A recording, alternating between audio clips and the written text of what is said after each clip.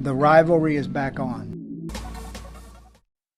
Welcome back to the Cody Felger podcast. It's been a while. Hope you guys enjoyed your bye week with nothing really happening, just sitting back watching football with really no ties. I'm your host, as always, Cody Felger, and my co-host, Derek Larger. Derek, how you doing? Doing good, man. Excited to be back and doing another episode. I know, right? It's been too long. It's been just about a week since we last recorded, so it's good to be back. It was kind of nice to take a little bit of hiatus and just enjoy the weekend, but Colts are back, and the Colts are back for a pretty big game, division game with the Houston Texans, who they have the same amount of losses. Obviously, Houston just has not had their bye yet, so they are 4-2, and the Colts sitting there at 3-2.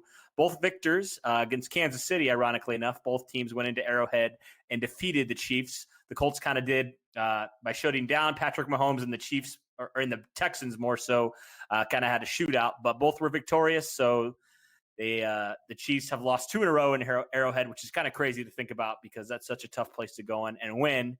But nonetheless, now these two teams, Colts and Texans, are playing this Sunday in a big AFC South matchup, and so it's going to be a very good game to watch. And before we do that, before we talk about that a little bit, we'll probably talk about that a little bit more on Thursday. But big game coming up, obviously. But we want to look at first we'll talk about the Darius Leonard news.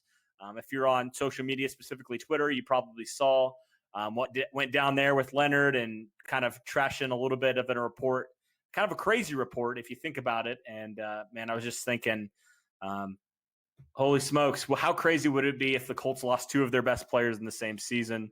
But obviously, Darius Leonard has come out and said that's not true. Bleacher Report said he considered retiring. Darius Leonard said, no, that's not true. Don't trust Bleacher Report. So we'll get into that. And then after that, we'll kind of look at the Colts' final 11 games down the stretch as they fight for a playoff spot, fight for the division, obviously, with this game. And they've only played 1 of their 6 division games. And so there's going to be a lot more fun action. It's going to be Colts had an early bye this year, and I know we've talked about how we're not really big fans of that.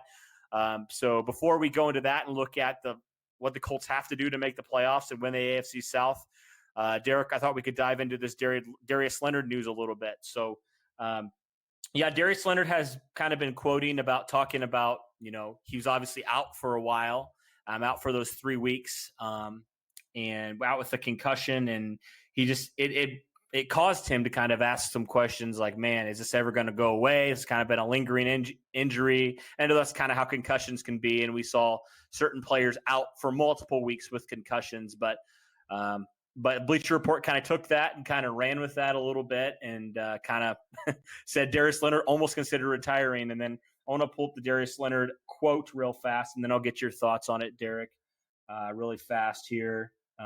Man, I tell you what, nothing ever works when you want it to work. Okay, here we go. So Darius Leonard, he basically said, retirement never once came out of my mouth. I did say that having a concussion made me look at my family / this game while sitting out, but not retirement. My goal is 15 years, and I'm going to take it day by day to reach my goal. Don't believe everything you see. And then a couple of tweets later, he referenced, of course, a couple years ago when the Colts drafted Leonard in the 2nd round, when they said Darius Leonard was one of the Colts' worst draft picks. Yes. So kind of throwing some shade at Bleacher Report and saying that that website said this. They should be lost all their credibility. So a little bit of beef between Leonard and Bleacher Report, and I feel like that's been kind of a common thing ever since the South Carolina prospect was drafted by the Colts, and so always had that chip on his shoulder. But Derek, I kind of want to get your opinion on this Darius Leonard kind of beef with Bleacher Report and kind of the whole situation. I'm looking at it now kind of from an objective perspective and kind of from a fan's perspective. So what are your thoughts on the situation? Yeah, I kind of mentioned before a bunch of times, Bleacher Report people is not a real credible source, okay? It is the fake news of the sport world, okay? They get their money based off of views that they get. It is easy to spin a story because Darius Leonard has been out for 3 weeks. I mentioned that a bunch of times to a bunch of people on Twitter that said concussions can last a while. There's never a set timeline when it comes to concussions. It just basically is you have it and you have to wait until it runs its course and then it goes through. It's more severe in some people. Some people, it's a few symptoms and then you're fine. But ultimately with this, it took about another week longer for Darius Leonard than it normally takes for other people. But either way, they kept him out. It was smart to do. He's going to be back, and he's super excited about it.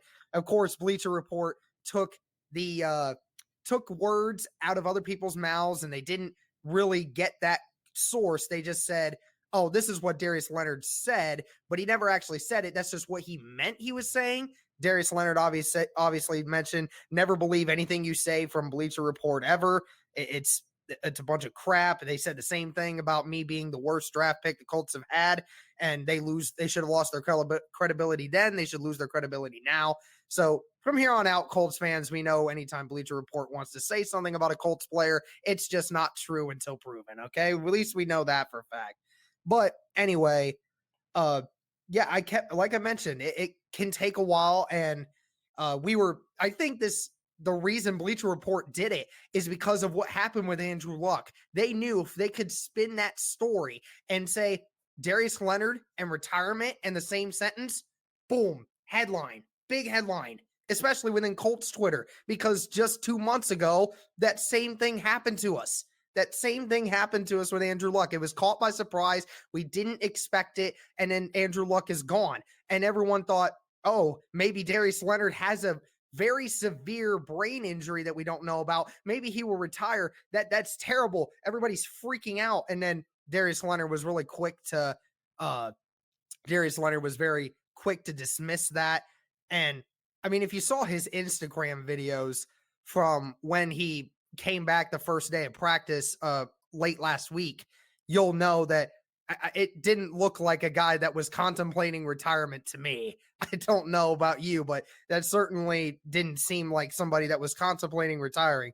But like you mentioned, Cody, he never mentioned retirement. He just said, maybe this is something I might have to change. I might have to think about what might come next. I mean, but he never thought of quitting. I mean, ultimately, a concussion's a concussion. If he has those issues later on down the road, we obviously want him to do what's best for him, because obviously Luke Kuechly has the best linebacker in the one of the best linebackers in the NFL. We obviously know has had multiple concussions. He's had 4 major ones, but my guess is he's probably had more than that because of how many times he's used his head for as a battering ram.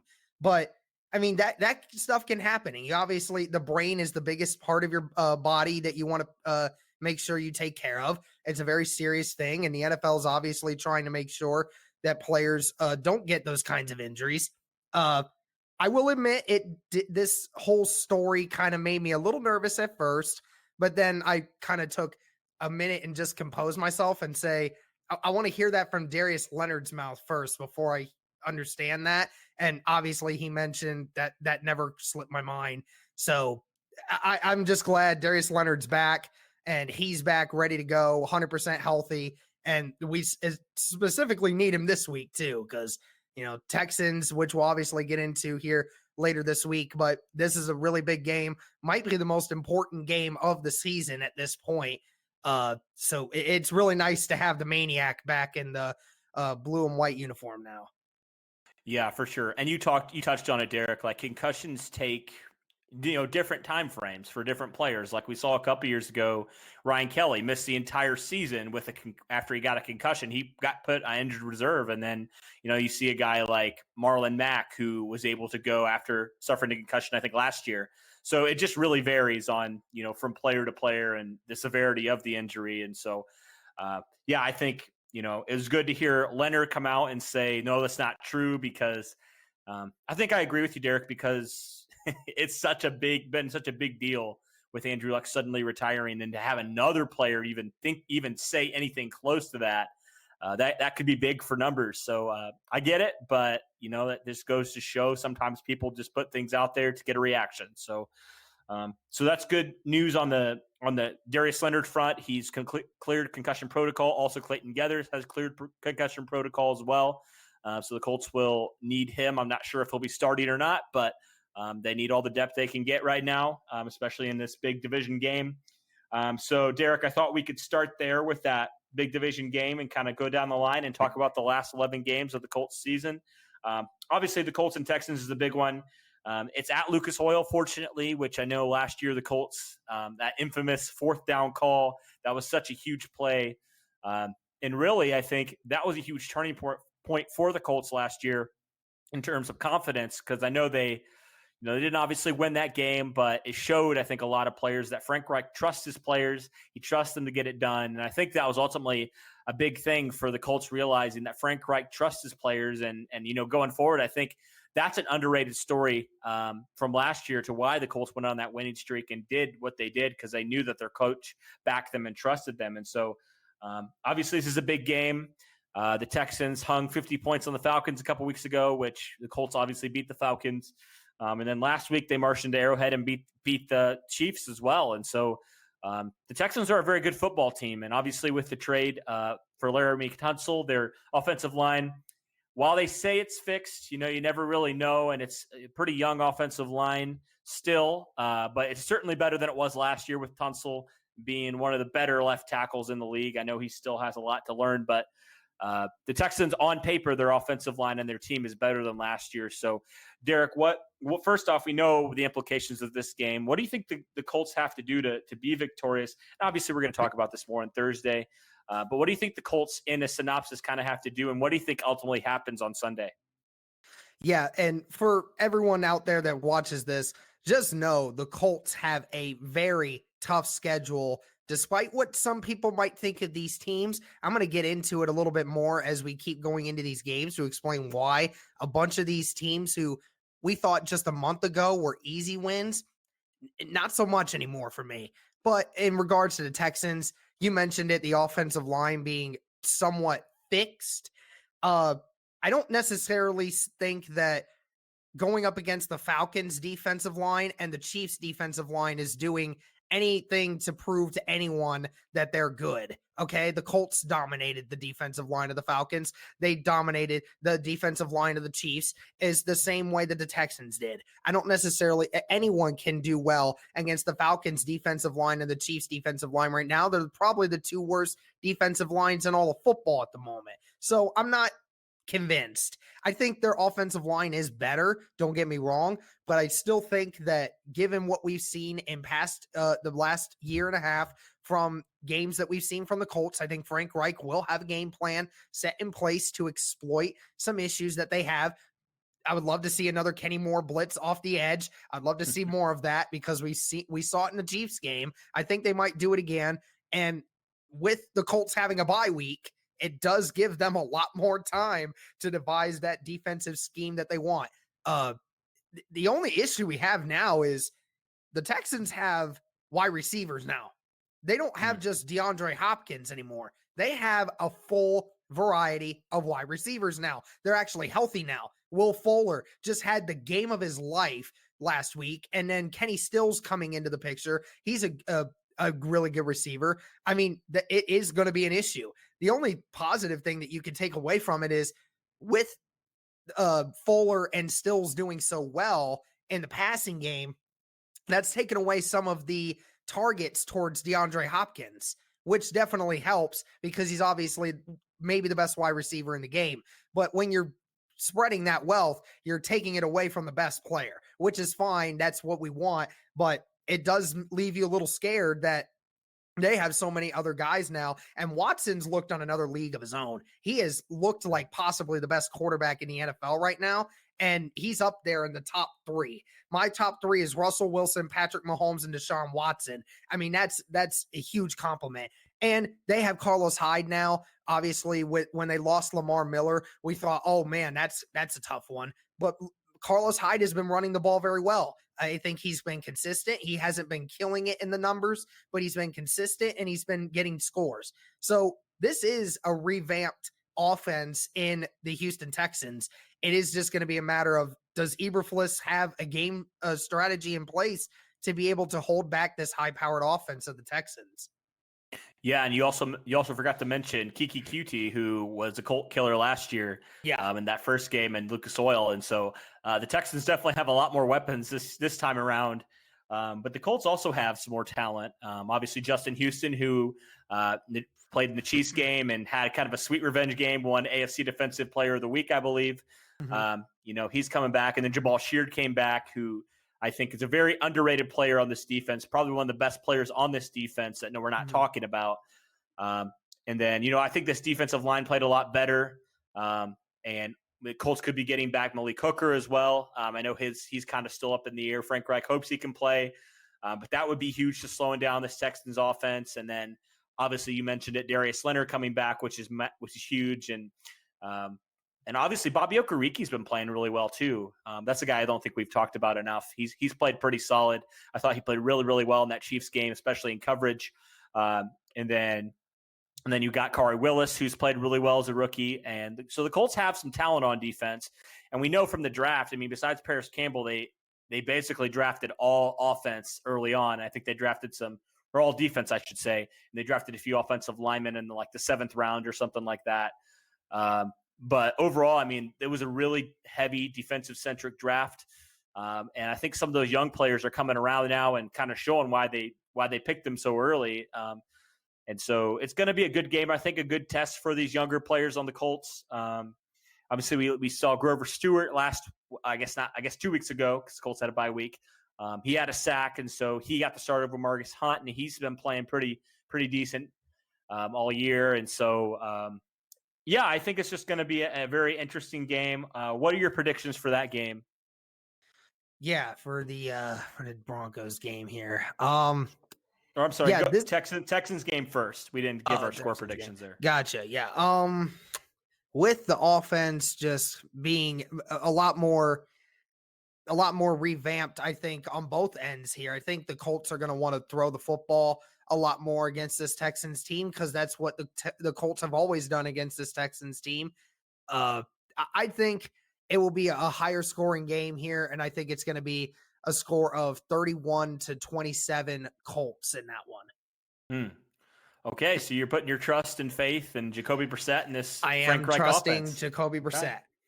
All right, that's great. We can move on to the Broncos game, which I'm a little bit upset about because I work at a church and I don't really get to go to many games throughout the year. And so really the only games I'm able to go to are if they're later on in the day, like the 4:21, like this Broncos game was, until they decided that the freaking Raiders were deserve that spot more. And so I'm a little upset because I was planning to go to that game with my family. And then I saw that they made the change and I was just like, well, that takes that away. So we're going to try to still go to that Miami game. But if they flex that game too, I'll be a little bit upset. But so Colts Broncos, obviously the Broncos that had a rough start to the season, they were 0-3. And then they've rattled off a couple wins now.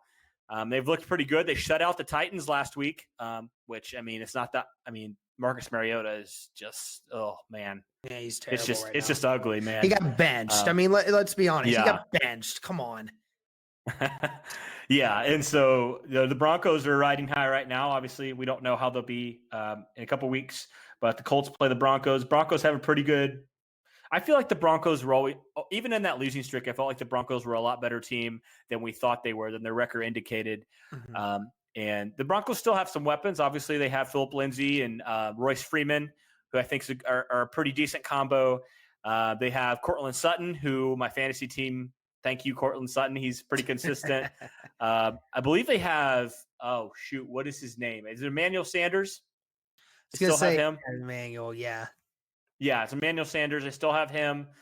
So they still have some weapons. And even though they may not be the most talented team in the world, they can still put up a fight. And, we thought a couple weeks ago the Colts would blow out the Raiders. And, if you told me at the start of the season, what do you think will happen in this game? I thought the Colts would win by double digits. But as we've seen in the NFL, you never know. Mm-hmm. And so I think this could be a tougher game than we think initially on paper, Derek. Yeah. What are you thinking about this game?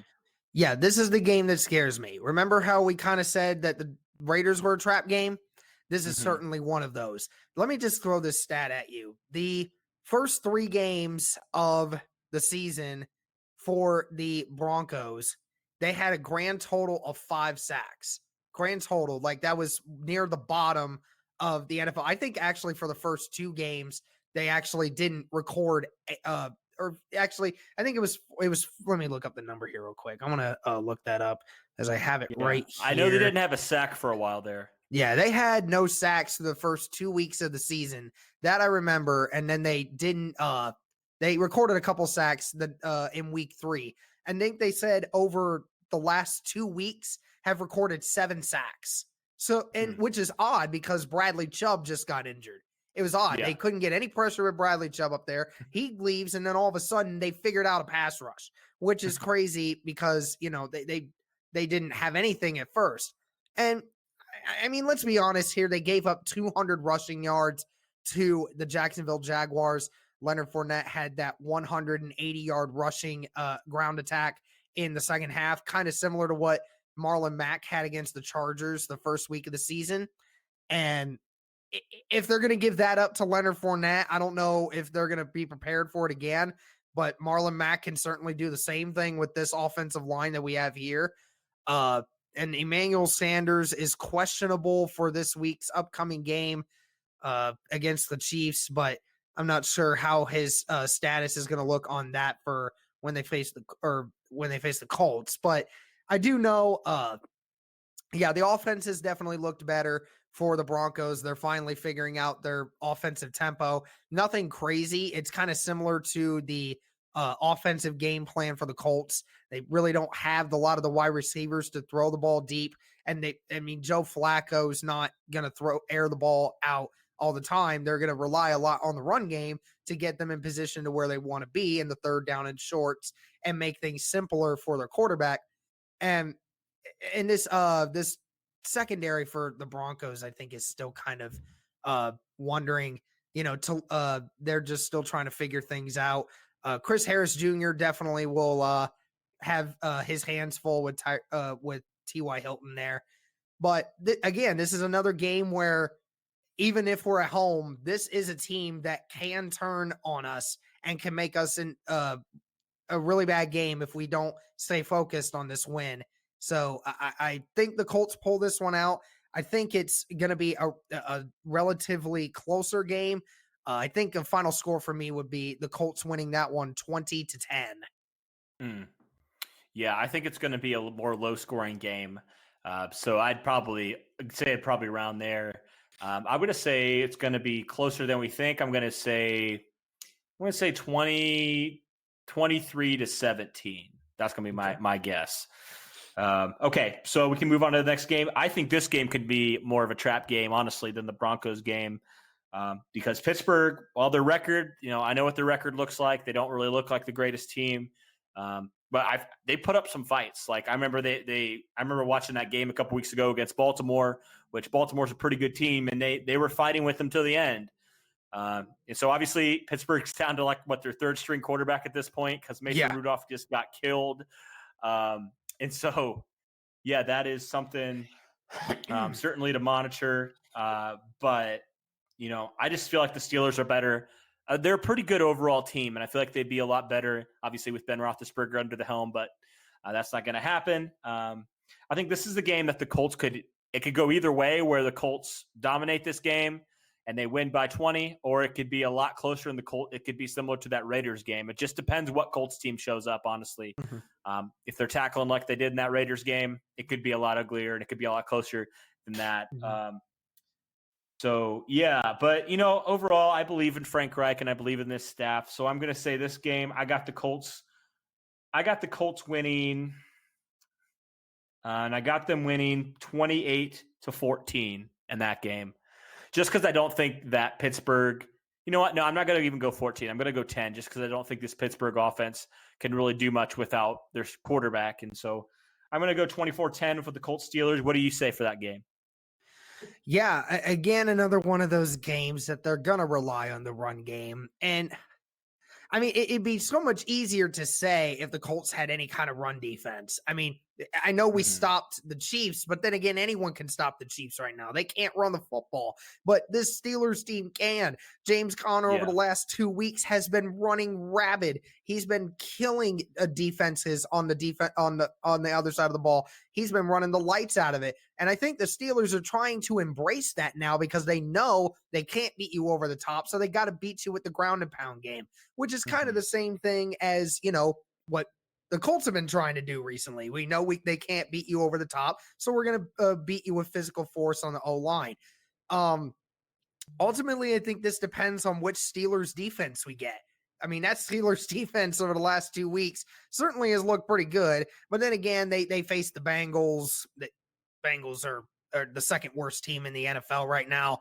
And I mean, they faced the Chargers, who I was saying this on Twitter. I think this might be one of my more popular tweets that I ever posted on Twitter. And I kind of want to do it real quick before I don't want to run out of time here. But this is what I tweeted last time that I was doing it. I said, why are we getting so amped up about the Chargers losing to all these teams? It's like, why are Colts fans getting so upset about us losing earlier in this year? It was the first game of the year.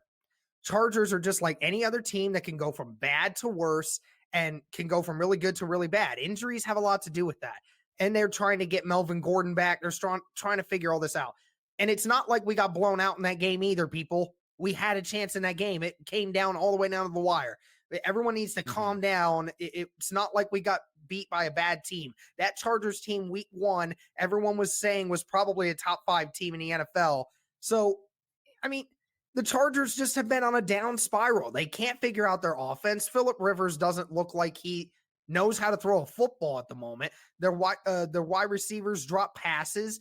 I mean, and their defense, they're missing a few guys still. And I mean, what can I say? The Chargers are just laying a goose egg on every team they faced the last few weeks. They're like the Dallas Cowboys, although at least the Dallas Cowboys can at least make games close.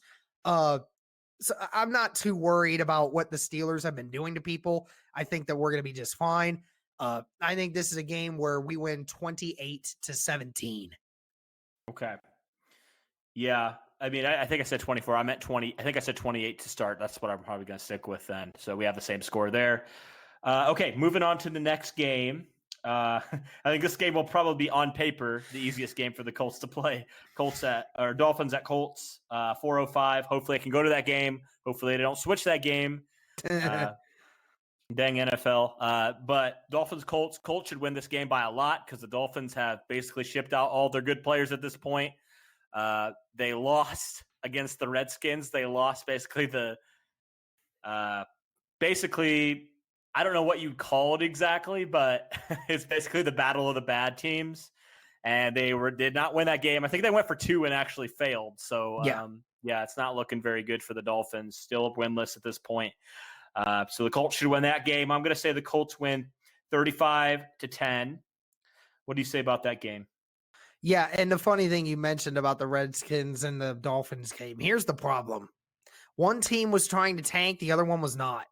And the problem is the team that was trying to tank almost won it. That's the sad part about this whole thing. Thank goodness I had Terry McLaurin on my fantasy team because he was the only positive thing about that Redskins team this whole season so far, pretty much. Yeah, like you said, the Colts, I think, are going to win this one. There shouldn't be any question. They're at home. They're facing the worst team in the NFL. Even though I don't think they're going to blow them out, actually. I think the Colts are going to be a little idle, but they're still going to win comfortably. So I think they're going to win with a final score of 31-14 is my prediction for that one. Okay. I just think the Dolphins are so inept on offense. I just don't even think they'll score 14 points at this point. But you never know. Never know. You never know. Like, I thought the Raiders wouldn't score as many points as they did, and they did. So, okay. Next game, Jaguars at Colts. Last year, the Colts won that game, and then they lost the game in Jacksonville. Jacksonville right now sitting at 2-4 as we record this podcast on Tuesday, October 15th. But they still have a pretty good defense. Still have a lot of talent on that team. And so I feel like this could be a close game. This is like Colts-Jaguars are normally at this point pretty close games. They were last year. Both games were pretty close, both down to the wire games. And so the good news is Colts killer Blake Bortles is no longer on the team, which is crazy to say. But so now the Colts will face, unless Nick Foles is back, and I don't know if he'll even be starting or not, but Gardner Minshew, however you say his name. Yeah, Minshew, yep. Minshew, yeah. So they could be seeing him and this Jaguars team in a couple weeks. Derek, what do you think about this game? Yeah, another one of those games. It's a division game. But I think ultimately the Colts beat the Jaguars last year because of a bend don't break defense, and they ran the ball down their throats. I mean, it's kind of the same thing that we have this year. That's how we won games. And I think that we're gonna be better at it.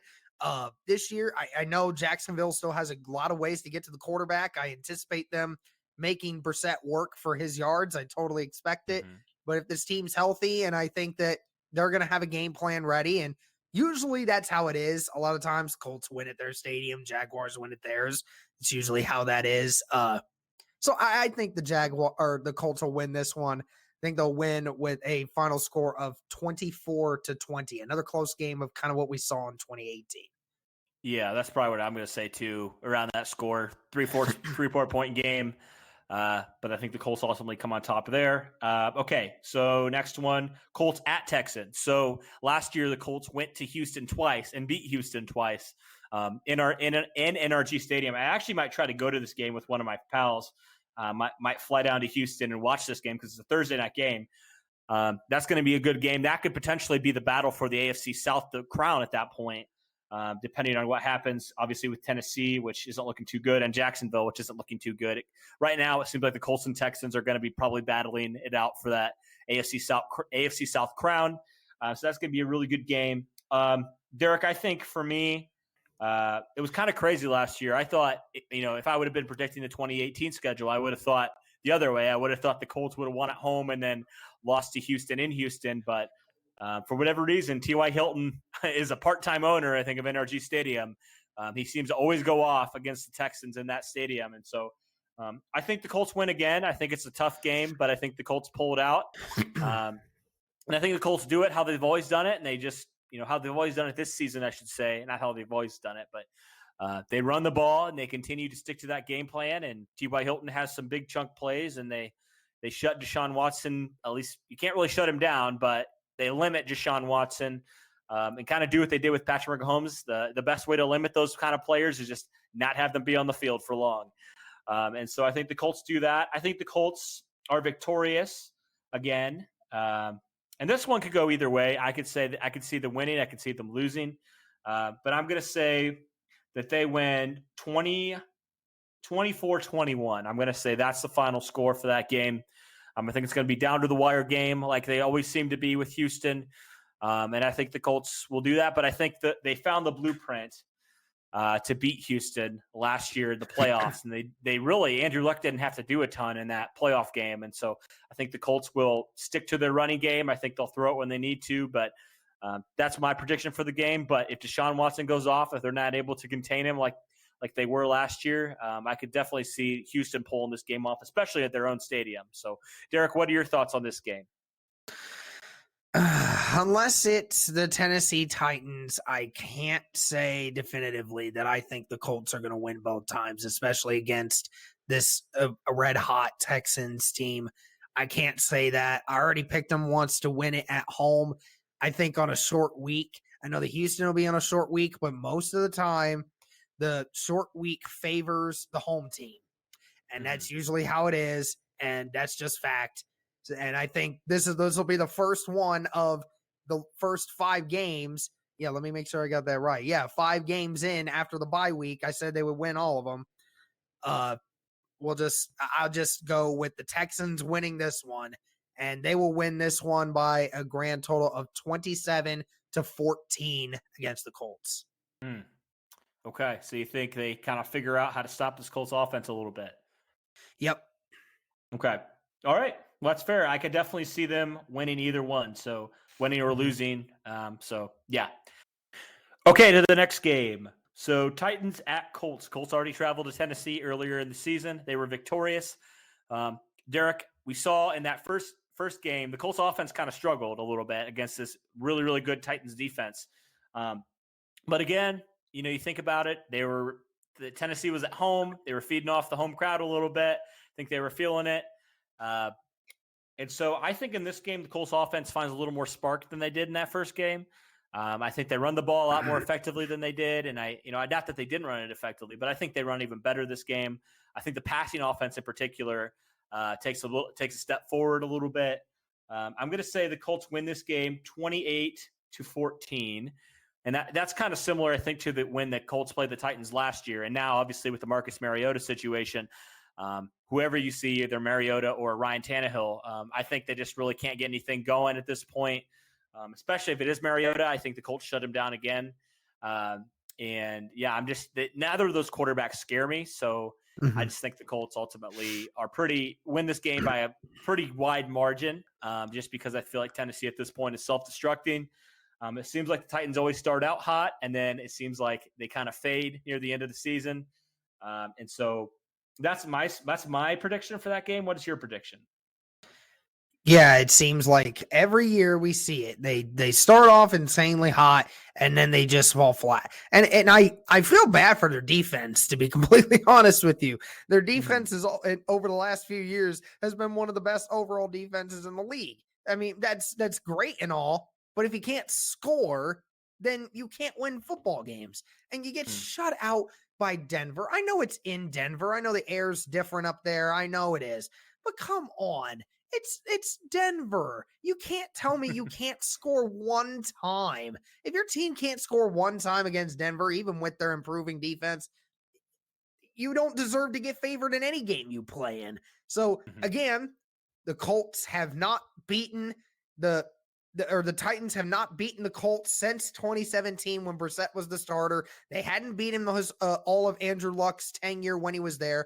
They have failed to beat the Colts now with Jacoby Brissett at 1-0, and Jacoby Brissett is going to go 2-0 against the Tennessee Titans. That's right. So I am going to predict the Colts win this one with a grand total of 27-10. That's mine. Okay. Yeah. All right, so we're on the same page there. That's good.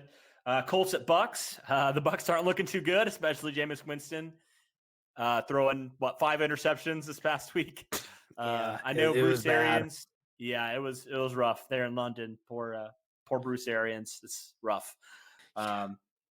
So Bucks aren't looking too good, but it is in Tampa Bay, so that is a factor. I don't know. This is a really tough game for me to gauge because I can't figure this Tampa Bay team out. Yeah. It seems like they have some talent, but it also seems like they can never put it all together for a full game. And so I don't know. This one's tricky. Give me your thoughts on this. I haven't made my prediction yet. I'm going to think about this one.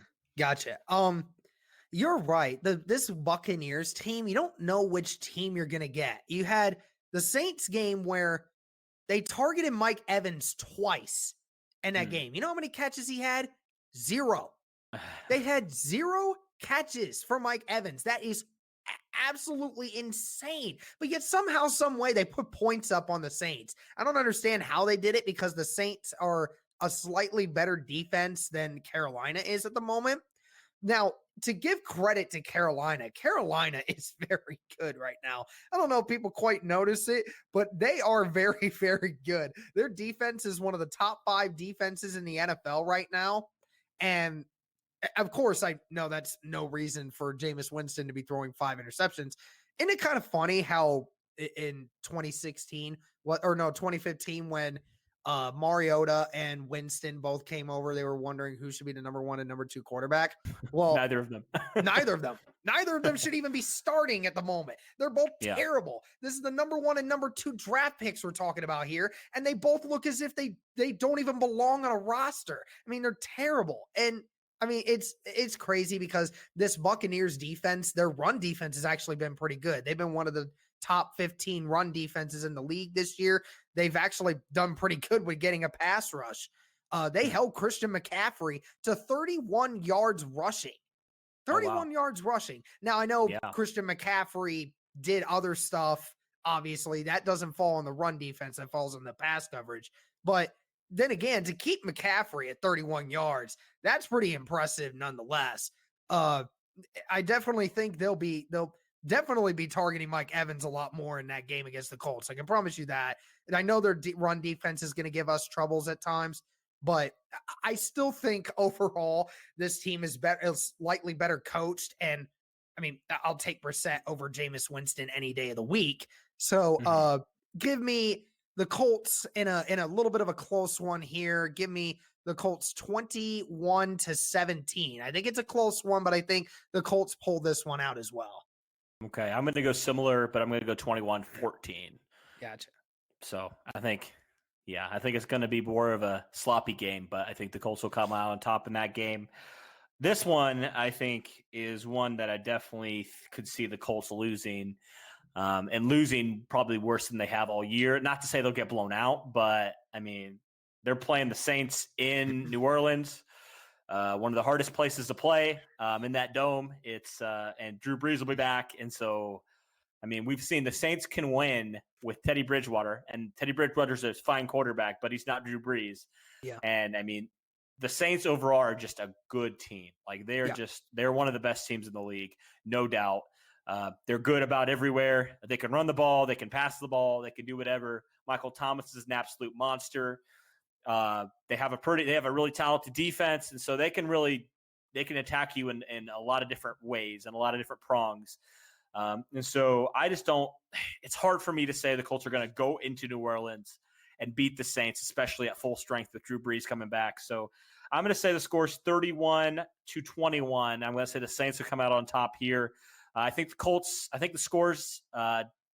make it closer than the score indicates, but ultimately I think that's kind of what's going to happen. It's just so hard to win there. So I have the Colts losing that game. What do you think about this game?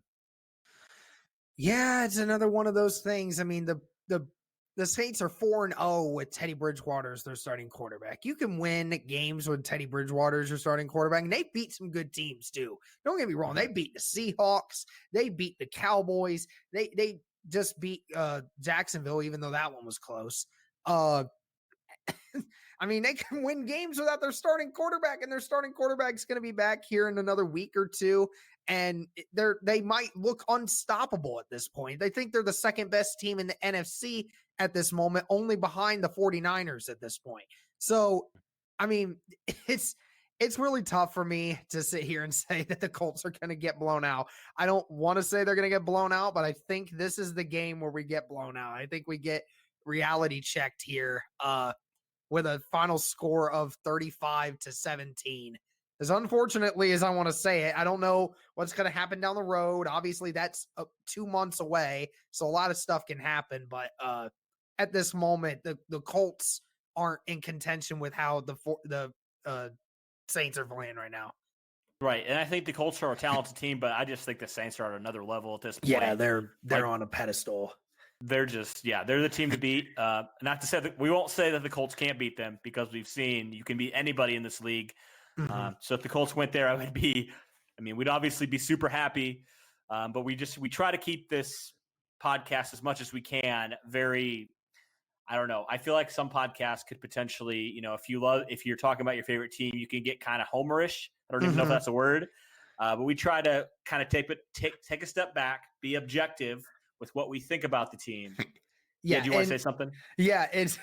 And just for real quick, we both sat here and said the Chiefs were gonna swipe the floor with us. Okay, we both Right. said that we thought that was gonna happen, and look at what happened. Okay, that's what happens when you stay unbiased around here. Okay, we're trying to be unbiased. Of course, we want the Colts to win every week, and we always think they have a chance. But come on, but let's be realistic here. The Saints are a better team than the Colts right now, and until something drastic happens with injuries or Jacoby Brissett starts looking like a monster, then I can't sit here and say that I think the Colts are going to beat the Saints right now. Right, and we'll happily eat crow if that happens. But yeah, as absolutely, it stands right now, absolutely, and that's no shot at the Colts. It's not. It's the Saints. We say the Saints are like one of the best teams in the league. Like they are top 2, top 3. Yeah, right now in the league. And so it's like, well, not many other teams are going to be better than them. So we're not saying the Colts are a bad team. I don't want you guys to think that.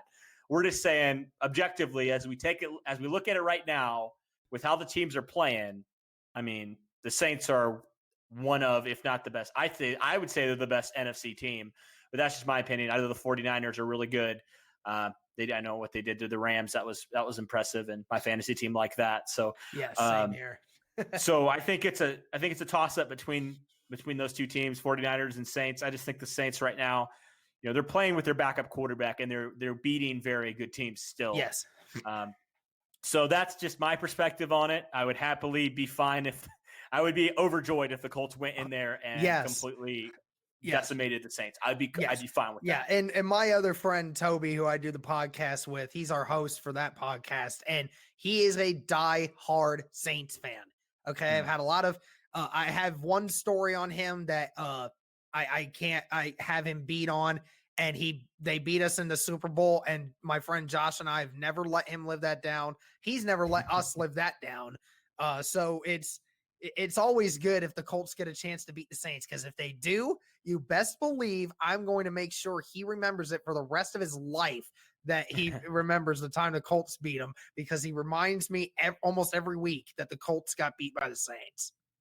Yeah, that's the same way with one of my friends who's a Patriots fan. I mean, it hasn't looked good for a while now with the Patriots, but I always talk to him about, oh yeah, remember 2009? Remember 2006? You know, it's always fun to bring those games back. So anytime you play against, a friend's team, it's always fun if your team comes out on top. So we hope the Colts win, but as it stands right now, that's going to be a tough game. Okay, we'll move on to another one. The Colts are playing another NFC South team, the Panthers, who are soaring right now.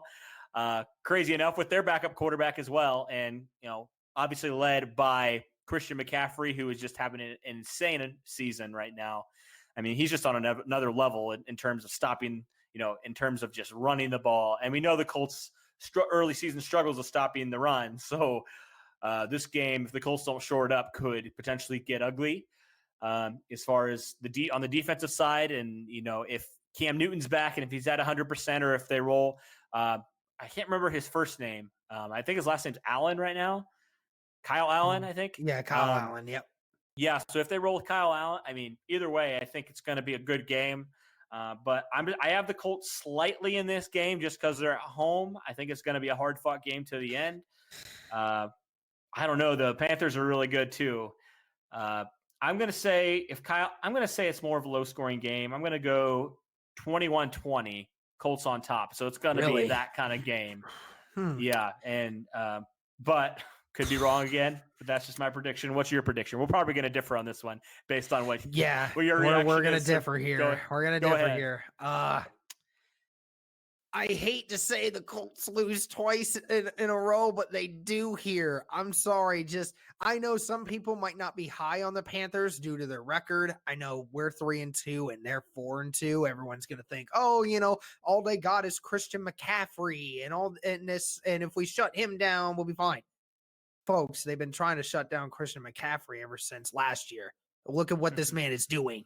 He is on a historic pace. This guy's the best running back in the NFL at the moment. It's even with Saquon Barkley in there. I'll gladly take Christian McCaffrey right now. He's best running back in the NFL. He's killing every defense he goes on because he's big, he's strong, he knows to find the soft spots in the zone. He's just phenomenal. And Kyle Allen has made this team better. Cam Newton didn't know how to get the ball to Christian McCaffrey. Kyle Allen knows how to. Kyle Allen knows how to actually throw the football. There's a difference here. If this was Cam Newton leading them, I'd probably say we have a pretty good chance. But Kyle Allen, ever since the Panthers had Kyle Allen starting, they haven't lost. They haven't lost. They look like a completely different team. And I mentioned it earlier. The Panthers have a really good defense right now. Right now, their defense is one of the best in the league. Their front seven, solid front seven. Solid front seven. And unfortunately, this isn't with Andrew Luck where we can beat you over the top. This just isn't that team, at least not at this moment. So right now, the Panthers seclude every single spot to beat us that we can't beat them at. So right now, even with a fully healthy roster, I'm still going with the Panthers to win this one. Although I think this one's a little bit higher scoring than Cody here, but it's a score of 34-24. That's mine. Okay. All right. Well, that's fair. Yeah, I feel like this game could go either way. Like I could totally flip that score. And I think it's going to be a tough game. I think it's going to be a close game. I think both teams are very good in the areas they need to be good as far as the trenches go. But so I could definitely see the Panthers winning, but I think it's going to be a close game no matter what. Then Colts at Jaguars, I'm going to say a loss here just because the Colts struggle for whatever reason when they go down to Jacksonville. At least they have recently. And so I think it's going to be a tough game for the Colts to go down there and beat Jacksonville. I got the Colts losing. Kind of a closer game because I think it's going to be one of those games like we saw last year. I got the Colts losing 17-10 against the Jaguars, just because I think that Jacksonville defense is going to feel really inspired. There's probably going to be a lot of players, at least if the season goes the way it's been going, there's going to be a lot of motivated players, trying to move a point, trying to play spoiler, and I think they do. I think they beat the Colts here just because it's such a hard place to play. And I told one of my friends, that one friend I mentioned who's a Patriots fan, I'm like, man, for whatever reason, it's kind of similar to how no matter how good the Patriots are, and I know this year is kind of because the Dolphins are just terrible, but like it seems like every time the Patriots are really good and the Dolphins are okay or they're not very good, when they go down to Miami, the Dolphins somehow pull out kind of a bullcrap win out of nowhere, kind of pull it out of their butts, and they go and beat the Patriots. And I feel like that's kind of how it's been with the Colts, no matter how bad Jacksonville is. For whatever reason, like the Colts just can't get it done in Jacksonville. And I hope they break the trend. I think they could. But we saw it last year. The Colts got shut out in that game, and that was an ugly, ugly game. So I think it's going to be another low-scoring game there. And so, I'm going to end the season probably on a loss there. Well, I would probably go along with you on this, that I think they would do that. But I think this year they pull off the trend, and I think they do a little bit different. They get off that train, and they're going onto whatever they want to go on to. I think losing those two games against the Saints and the Panthers will have them reinvigorated and want them desperate for a win. They'll still be in playoff contention. I think that they really, really, really want it. And it is an AFC South opponent that they need to win in order to put themselves up on that pedestal. And in order to do it, I mean, if my prediction is right and they only lose one game to the Texans, I think it's quite plausible that they could still be in the running for the AFC South if they win this game. I think they know what's at stake here. I think that they're going to play their hearts out just like they did last year when the NFL moved that game to a Sunday night primetime game because they knew the significance of it. I think the Colts are going to have that same thing here. I think it's going to be it's going to be low scoring as well, kind of like you mentioned. But I think the Colts pull this one out 17-13. Okay. All right. And that is our look at the Colts regular season. So let's add up real fast our wins and losses. I think I'm going to change one of mine if I'm allowed to do that. I'm kind of cheating. So sorry, I got people. you. You can. I'm going to change that Colts and Texans score just because I think the Colts at Texans, I think it's going to be really hard. So I'm going to say the Colts, it's a close game, but I think the Colts ultimately don't win that game. So that gets me right now having the Colts an 11-5 record to finish off the season. I think that's pretty plausible. I think that's kind of where I thought they would be at this point, 11-5, 10-6.